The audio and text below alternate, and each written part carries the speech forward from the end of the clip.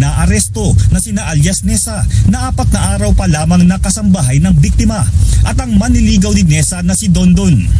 Sa kuha ng CCTV, tinakpan ni alias Nessa ang kamera sa loob ng bahay ng biktima. Inalis ng biktima ang takip nang mapansin ito, pero ibinalik din ng sospek matapos ang ilang minuto hanggang sa marinig na lamang ang mga kalabog at sigaw. Sa death certificate, lumabas na nasawi ang biktima dahil sa strangulation o pagsakal. Yung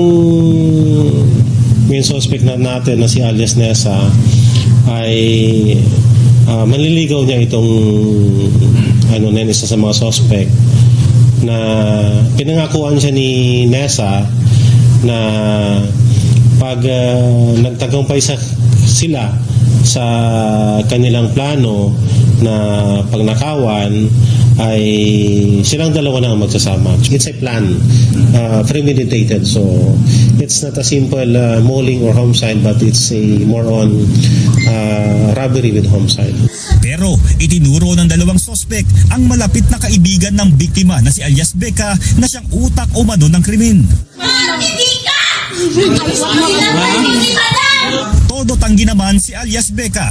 Banete, nag-amin na te. Anuin mo na te. Paano ko aaminin? Wala man akong ginawa. Wala man akong... Sa totoo lang, malinis ang aking kamay, malinis ang konsensya. Kasi hindi ako kumatay ng tao. Gusto po namin ng hustisya. Mabulok po sila sa kulungan. Sunod-sunod na naaresto ang 3 matapos isagawa ang krimen noong linggo. Nananatili sila ngayon dito sa custodial facility ng General Trias Police. Pinapaalalahanan naman ng pulisya ang publiko na tiyakin na mapagkakatiwalaan ang mga kukuning kasambahay bago pagtrabahuhin sa tahanan. Jeffrey Hernaez, ABS-CBN News. Tinitingnan ng PhilHealth ang pagpapatupad ng mas malaking benefit packages para sa dialysis at kidney transplant. Ikinatuwa ito ng mga pasyente pati na ng National Kidney and Transplant Institute na aminadong naaalarma sa pagtaas ng bilang ng kidney disease patients. Nagpapatrol, Ara Perez. Sa 10 taong pagdadialysis ng chronic kidney disease patient na si Victor, hindi niya alintana ang pisikal na sakit o malayong biyahe mula Montalban, Rizal pa QC. Basta niya may pampagamot. Wala na po ako trabaho eh. Kailangan ko lumapit po sa mga politiko para makahingi po ma'am ng guarantee letter. Masuportahan yung gamutan ko po ma'am. Malaking tulong po yung ma'am sa amin. Kasi ma'am di na po kami nagbabayad. Kailangan sa PhilHealth lang po ma'am para mapa po ma'am yung buhay po namin. Sa mahal ng pagpapadialysis, nadedelay ito para sa ilan, habang ang iba napipilitang maglabas ng karagdagang pera para makapagpadialysis. Para makamenos sa gastos ng kidney disease patients, pinag-aaralan na ng PhilHealth ang pagdoble sa benefit package nito para sa dialysis at ang pagsagot sa post-medication ng kidney transplants. Tinitingnan kung kayang gawing 5,200 pesos per session ang coverage ng PhilHealth sa dialysis. Sa ngayon, nasa 2,600 pesos ito per session. Saklaw ang 156 sessions kada taon. Kasama po doon yung gamot, kahit anong gamot na kailangan ng dialysis patient, kasama po yun. Para naman sa kidney transplant, 600,000 pesos ang sinasagot ng PhilHealth. Kasama na yung matching ng donor at recipient kidneys, harvesting, transfer, surgery at monitoring.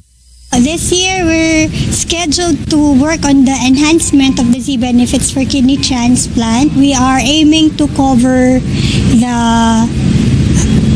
post-kidney medicines, which was mentioned na yun yung mahal.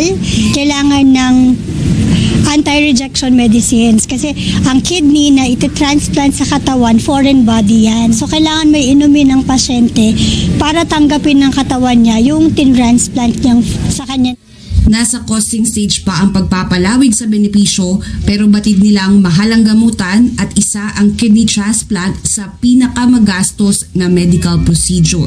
We're very happy about that. So, mas matatagal ang buhay nila and mas magaan sa bulsa kasi covered na. The benefit is going to be improved by PhilHealth. As soon as they can do that, it's better. Mahigit 60,000 pasyente ang ginagamot sa NKTI kada taon. 80% dito may kidney disease. Between 2022 and 2023, there was about a 40% increase in the number of new patients starting dialysis, which is very, very alarming. So, nagiging malaking burden sa ating healthcare system. So, if we can recognize the disease earlier and treat it, then we can decrease the number of patients going into kidney failure.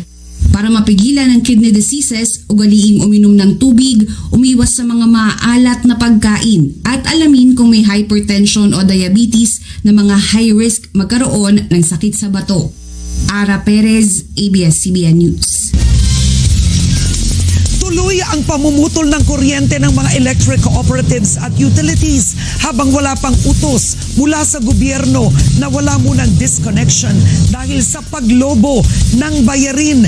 Pero paano nga ba ang proseso kapag hindi nakabayad ang consumer pag dumating na po ang